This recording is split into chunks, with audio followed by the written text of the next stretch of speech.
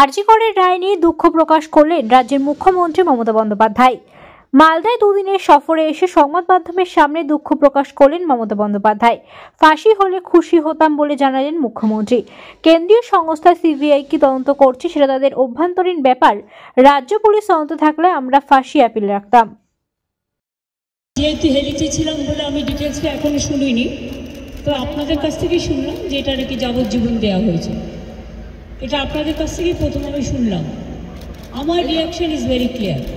আমরা প্রথম দিন থেকেই ফাঁসির দাবি করে এসছিলাম এবং আজকেও আমরা সেই দাবিতে অটুট আছি, কিন্তু আদালতের রায় ন্যাচারালি এখন সবাই মিলে কি বলবেন আমি জানি না, বাট আমার কথা আমি বলতে পারি বা আমার দলের বক্তব্য যেটা হচ্ছে, আমরা 3টে কেসে আপনারা দেখেছেন 54 দিন থেকে 60 দিনের মধ্যে আমরা ফাঁসি অর্ডার করিয়ে দিয়েছি।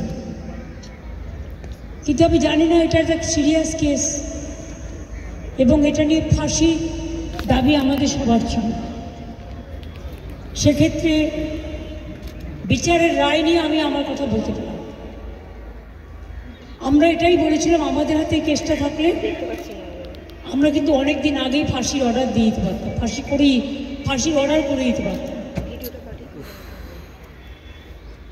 আমি জানি না কিভাবে লড়াই করেছেন, কি যুক্তি, আপনারা তো লয়াররা জানেন। সুতরাং ডিটেলসটা তো আমি জানি না, ডিটেলসটা তো সিবিআই করছে এবং আমাদের হাত থেকে তো কেসটা ইচ্ছা করে কেড়ে নিয়ে চলে যাবে। আমরা তো বলেছিলাম আমরা যদি করতে না পারি তাহলে আপনারা সিবিআইকে দিন, আমার কোনো আপত্তি নেই, কারণ আমরা চাই বিচার হোক। এই নরক বিচারদের চরমতম শাস্তি হওয়া উচিত। আমি এসব বলতে পারবো না, কিন্তু আমি এখনো আপনিও লয়ার, আমিও অ্যাজ এ লয়ার আমি এ কথা বলছি।